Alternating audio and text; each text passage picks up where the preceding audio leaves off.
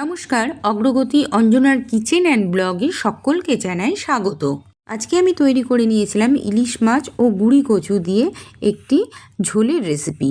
এই গুঁড়ি কচু দিয়ে যে ইলিশ মাছের ঝোলের রেসিপিটি আজকে আমি তৈরি করেছিলাম, এই রেসিপিটি আমার শ্বশুরবাড়ির একটি ট্র্যাডিশনাল রেসিপি।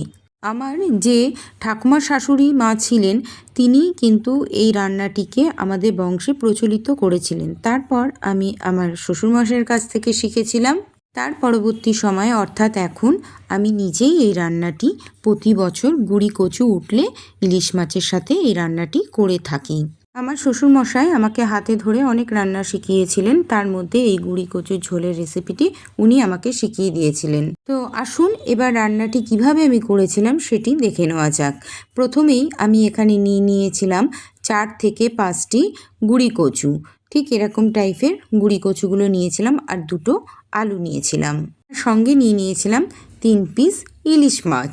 এবার আমি গুঁড়ি কচু এবং আলুর খোসা ছাড়িয়ে নিয়েছিলাম, আর সঙ্গে ঝোলে দেওয়ার জন্য একটি টমেটো নিয়েছিলাম। মশলার জন্য এখানে নিয়েছিলাম পরিমাণ বুঝে সাদা কালো মেশানো সর্ষে এবং রাঁধুনি এবং সর্ষেটাকে আমি একসঙ্গে শিলনোড়ায় বেটে নিয়েছিলাম।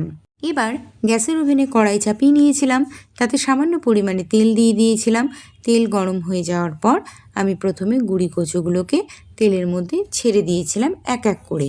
এবার গুঁড়ি কচুগুলোকে ভালো করে উল্টে পাল্টে নেড়ে ছেড়ে খুন্তি দিয়ে বেশ সময় ধরেই এগুলোকে ভেজে নিতে হবে। যখন হালকা ব্রাউন কালার ধরবে তখন কিন্তু আমি এই গুঁড়ি কচুগুলোকে কড়াইয়ের থেকে তুলে নিয়েছিলাম। এদিকে আমি টমেটোটাকে কেটে নিয়েছিলাম, আর নিয়েছিলাম সঙ্গে 4 থেকে 5টা কাঁচা লঙ্কা। দেখুন আমার গুঁড়ি কচুগুলোকে কড়াইয়ে দিয়ে ভাজতে ভাজতে কিন্তু হালকা একটা ব্রাউন কালার চলে এসছে।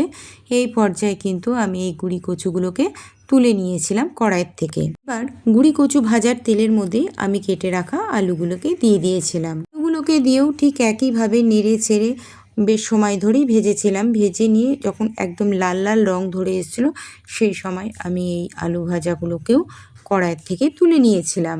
বর্ষাকালে যেহেতু গুঁড়ি কচুটা পাওয়া যায়, অনেক সময় কিন্তু গলাও চুলকে থাকে, সেই জন্য ভালো করে এটাকে ভেজে এবং সেদ্ধ করে নিতে হবে। আচ্ছা, এবার দেখুন আমার আলুগুলো প্রায় ভাজা হয়ে এসছে। আমি এবার এই পর্যায়ে তুলে নিয়েছিলাম। আলু ভাজার তেলের মধ্যেই কিন্তু আমি ইলিশ মাছগুলোকে উল্টে পাল্টে হালকা করে ভেজে নিয়েছিলাম।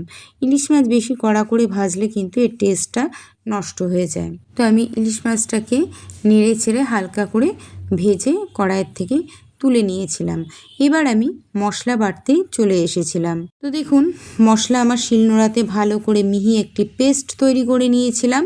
এরপর সর্ষে বাটাটাকে আমি একটি বাটির মধ্যে জল দিয়ে গুলে রেখে দিয়েছিলাম। অপরদিকে কড়াইয়ে মাছ ভাজার তেলের মধ্যে তেলটা গরম হয়ে গেলে কেটে রাখা টমেটো, কাঁচা লঙ্কা ও 1 টিস্পুন মতন কালো জিরে দিয়ে নিয়েছিলাম ফোড়নে।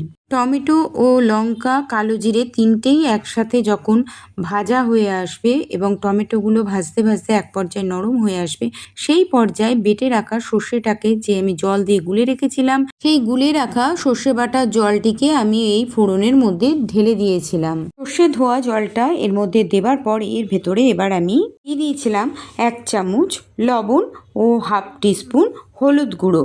আপনারা চাইলে এখানে কিন্তু ঝালের গুঁড়ো দিতে পারেন। আমি এখানে গুঁড়ো ঝালটা ব্যবহার করিনি, কারণ আমি এর মধ্যে কাঁচা লঙ্কা দিয়েছিলাম, আর আমরা ঝালের পরিমাণটা একটু কম খেয়ে থাকি বলে বেশি ঝাল আমরা রান্নার মধ্যে ব্যবহার করি না। এবার ঝোলের মধ্যে আমি এক এক করে ভেজে রাখা আলু ও কচুগুলোকে দিয়ে দিয়েছিলাম। কড়াইয়ের ঝোলের মধ্যে ভেজে রাখা আলু ও কচুটাকে দিয়ে ভালো করে খুন্তির সাহায্যে নেড়ে চেড়ে মিশিয়ে নিয়েছিলাম। এরপর আমি প্রেসার কুকারের মধ্যে ঝোলটাকে ঢেলে দিয়েছিলাম। প্রেসার কুকারের মধ্যে আলু ও কচুটাকেই দিয়েছিলাম, মাছগুলোকে আলাদা করে রেখে দিয়েছিলাম পরে দেবো বলে। এবার গ্যাসের ওভেনে প্রেসার কুকারটাকে চাপিয়ে দিয়ে আমি 2টো মাত্র সিটি দিয়ে নামিয়ে নিয়েছিলাম গ্যাসের ওভেন থেকে। এবার প্রেসার কুকারের ঢাকনিটা খুলে কড়াইয়ের মধ্যে ঝোলটাকে ঢেলে দিয়েছিলাম। একটা জিনিস দেখুন, আলু এবং কচু সব কিন্তু ভেতর থেকে সেদ্ধও হয়ে গিয়েছিল, আবার গলেও যায়নি, গোটা গোটা দেখতে ছিল। একটা কথা বলে নিই, আমি ঝোলে আলু এবং কচুটাকে দিয়ে যখন প্রেসার কুকারের মধ্যে দিয়ে সেদ্ধ করে নিয়েছিলাম, সেই পর্যায়ে কেন আমি ইলিশ মাছটাকে দিইনি। সেই পর্যায়ে দিলে কিন্তু মাছটা ভেঙে এবং গুঁড়িয়ে যাওয়ার একটা সম্ভাবনা ছিল। এই কারণে আমি প্রেসার কুকারের যখন ঝোলটিকে সেদ্ধ করতে দিয়েছিলাম, ওর মধ্যে কিন্তু আমি ইলিশ মাছের পিসগুলো দিইনি। এবার এই ভেজে রাখা ইলিশ মাছগুলোকে ঝোলের মধ্যে দিয়ে মিনিট 10 মতন ফুটিয়ে নিলেই তৈরি হয়ে যাবে এই গুঁড়ি কচু ও ইলিশ মাছের ঝোলটি। তো দেখুন ফুটতেও শুরু করে দিয়েছিল এই ইলিশ মাছের ঝোলটি। এই পর্যায়ে বেশ খানিকক্ষণ ফুটে আসলে আমি কড়াইয়ের থেকে নামিয়ে নিয়েছিলাম। তাহলে আমার আজকের এই গুঁড়ি কচু ইলিশ মাছের ঝোলের রেসিপিটি কেমন লাগলো অবশ্যই কিন্তু জানাবেন। আর ভালো লাগলে আমার চ্যানেলটিকে লাইক, কমেন্ট, সাবস্ক্রাইব করে পাশে থাকবার অনুরোধ রইল।